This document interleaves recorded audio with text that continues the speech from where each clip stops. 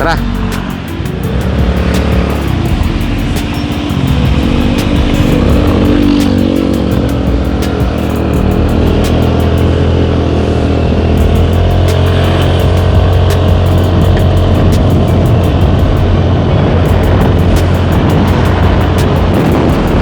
What's good mga herb? Sabado na naman, kaya meron tayong breakfast ride. Brunch na nga pala. Late breakfast ride na may pagka-lunch na rin. So, dito tayo nag-upisa ng vlog sa may Pila, Laguna. Kanina pa kami na biyahe. Tama natin si OBR. At ang pupuntahan natin ngayon is special sa aming dalawa. Namin to first time na magpunta.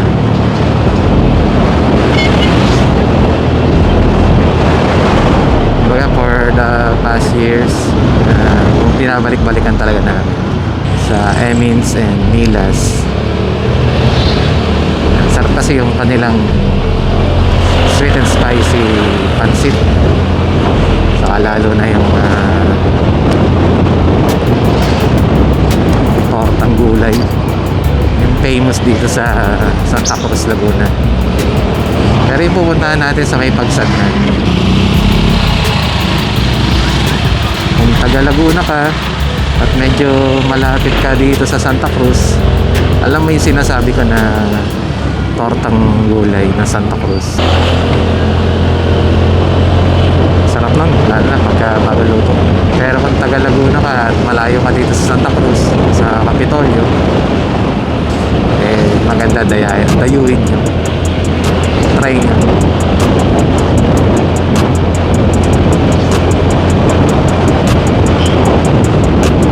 Mga restaurant dito usually nagsiserve nun, lalo na kung doon sa may loob mismo ng bayan ng Santa Cruz o sa poblasyon. Or kahit weekend, make sure na kompleto ang mga document nyo. OR, CR, lisensya. Isisipag ngayon ng mga kapulisan natin sa pag-inspect.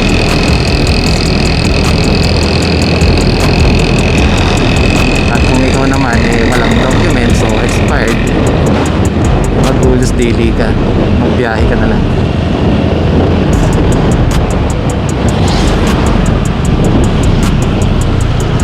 Baka mas mahal pa bayaran mo kaysa dun sa pagpaparenew mo, pagpaparehistro mo ng motor.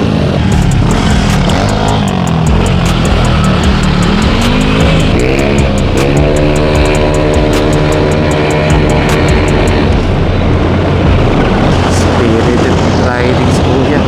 RS tayo, Marp. Para hindi nagmamadali, umalis na maaga. Ayos. Widening na pala itong lugar na to. Kaso ang sad part, nawala yung mga puno.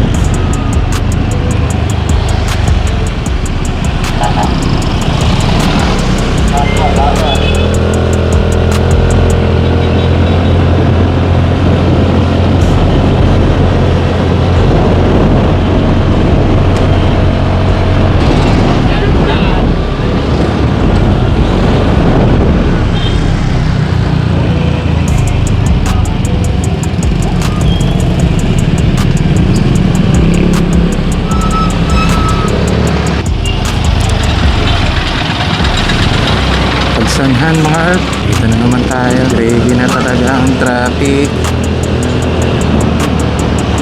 May mga kalye talaga kahit nakamotor eh, ang hirap nang makasingit.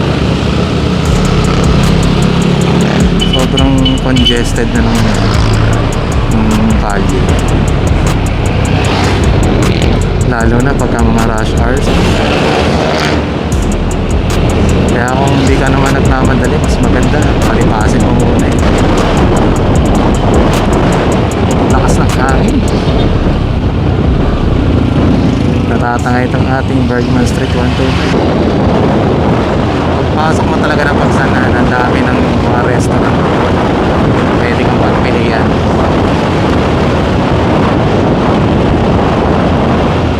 May mga sikat, may mga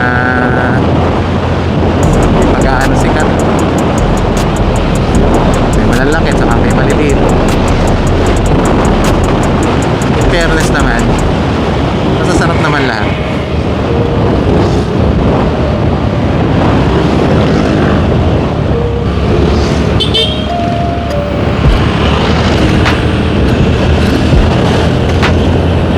Ayan sa mga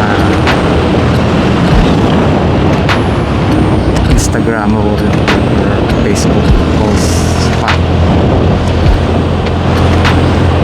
Yung mga arko ng Pagsanaan. Lalo na dito mga Earth, lapit sa poblasyon ng Pagsanaan, napakadaming restaurant dito. At yung sinasabi ko sa inyong pupuntahan natin ngayong araw, dati dito sila naka-pwesto. So, sabi ng may-ari, kaya napabalik sila dun sa main ano nila, main location eh, dahil natapos na yung kontrata nila. Diba yan?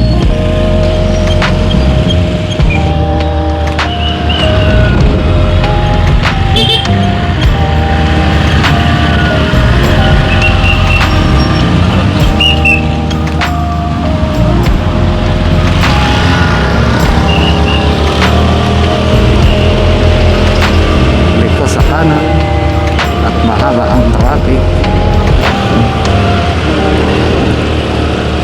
Na dito sa tulay ng Pagsanaan, medyo malapit na yung pupuntahan natin. Wala na siguro mga 10 minutes yun. Baka 5 minutes, wala pa.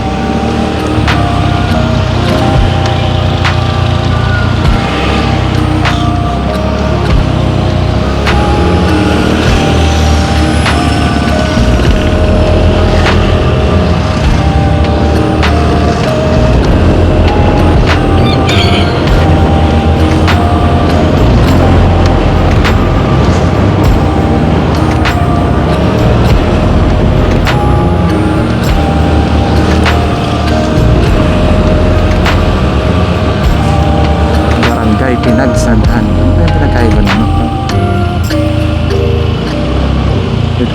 Dito na tayo mga Earth. Nasa kaliwa ang ating patutunguhan. Emin and Milas. Yan. Yung mga kumakain na.